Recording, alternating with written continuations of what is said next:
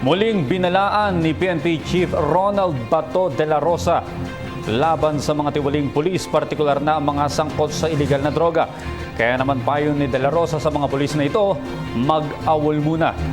Live mula sa Campo Crame, may report si Waywaya Macalma.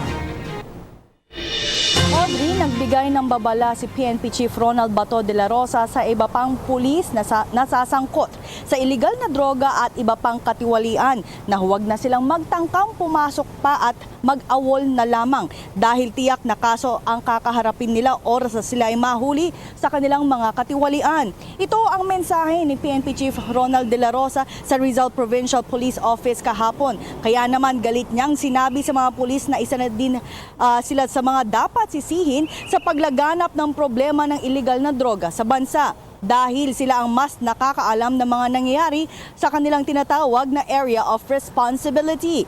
Anya, nakakahiya pa man din na mababa ang mga ranggong mga pulis na nasasangkot sa mga ganitong gawain. Sabi pa ni De La Rosa na hindi niya kailangan ng mga tiwaling pulis sa kanyang hanay. Ang mas kailangan niya ay ang katulad ni Police Senior Inspector Mark Garcia na nasawi nitong Biyernes Antipolo. Sila ang kailangan ni De La Rosa para sa kanilang kampanya laban sa iligal na droga.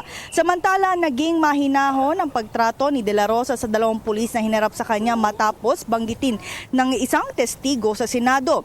Sila ay sina PO1 Reynald Rabe at PO2 Dennis Malabanan na tinukoy mismo ng Antipolo Police na kaagad namang tinanggal sa kanilang mga pwesto at ang kanilang mga armas. 8 umano ang sangkot sa insidente. Ang ilan ay awol na at sila lamang ang Tong dalawang pulis na itong naakinabanggit ay sila lamang ang nakapag-report sa kanilang hepe. Sila na ngayon ay iniimbestigahan ng Internal Affairs Service ng IAS ng PNP at sila ngayon ay magre-report dito sa Campo Crame. At para sa PTV News, ako si Waywaya Macalma. Maraming salamat, Waywaya Macalma. Ako po si Cathy San Gabriel. Subscribe na sa PTV YouTube channel. I-click lang po ang subscribe button.